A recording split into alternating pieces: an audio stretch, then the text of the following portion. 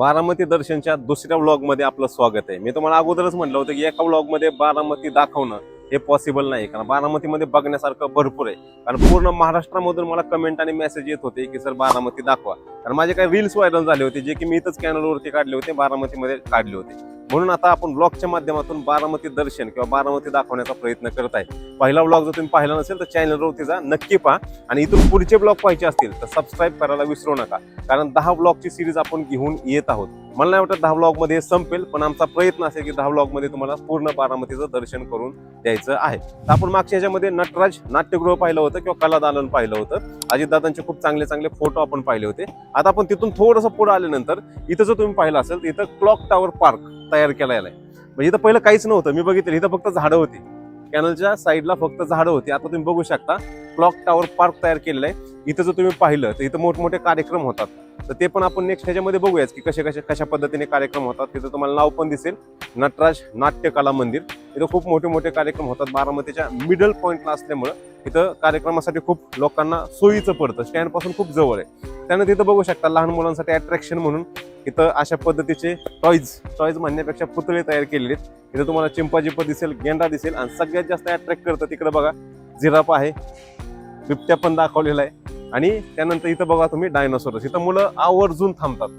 हे लहान मुलांसाठी खूप मोठं अट्रॅक्शन आहे, जे की डायनोसॉरस इथं दिसतंय तुम्हाला. त्यानंतर थोडंसं पुढे आल्यानंतर इथं तुम्ही बघू शकता, थोडंसं पुढे येऊया आपण. तर जे डायनोसॉरस मी आता म्हटलं होतं तुम्हाला इथं आहे. सगळ्यात महत्त्वाचं मला एक गोष्ट काय आवडली माहिती आहे, एवढं सगळं तुम्ही फिरायला आल्यानंतर इथं वॉशरूमची पण खूप छान पद्धतीने सोय केलेली आहे. आणि एवढं क्लीन आणि स्वच्छ असतं, कारण दादांना स्वच्छता खूप आवडायची. त्यामुळे एवढा विचार कोणी करत नाही. पार्कमध्ये वॉशरूम एवढे क्लीन आहेत की तुम्हाला आल्यानंतरच समजेल की मी काय सांगतोय.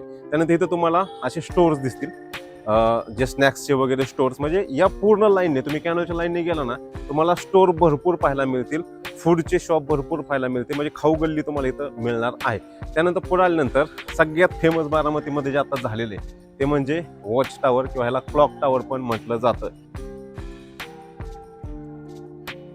की बऱ्याच रीलमध्ये तुम्ही हे पाहिलं असेल. आणि क्लॉक टावर आणि तो जो झेंडा आहे, तो झेंडा मी आवर्जून दाखवेन तुम्हाला. तर हा झेंडा आणि क्लॉक टावर एकसाथ जर तुम्ही व्हिडिओमध्ये पाहिला तर खूप जबरदस्त व्ह्यूज येतात. म्हणजे आता जे आमचे इथले रील स्टार आहेत किंवा बरेच जण व्हिडिओ बनवतात, या दोन्हीचा व्हिडिओ आवर्जून टाकतात. पावसामध्ये ते एवढं ऑसम वाटतं. आणि इथं लाईटी लावली आहेत सगळ्या, तुम्ही बघू शकता.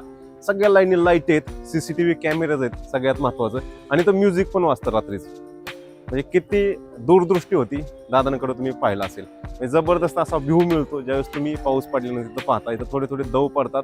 मी काही रील किंवा काही सीन त्याच्यामध्ये टाकण्याचा प्रयत्न पण करेन.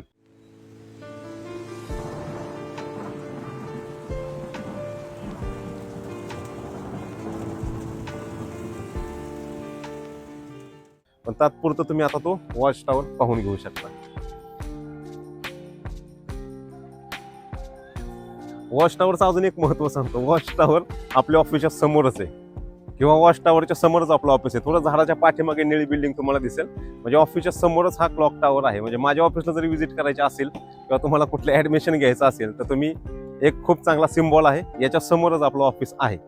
इथं त्याच्याच थोडंसं पुढे गेलं ना, मुलांसाठी खेळण्यासाठी पण केलेलं आहे, ते आता आपण बघूया.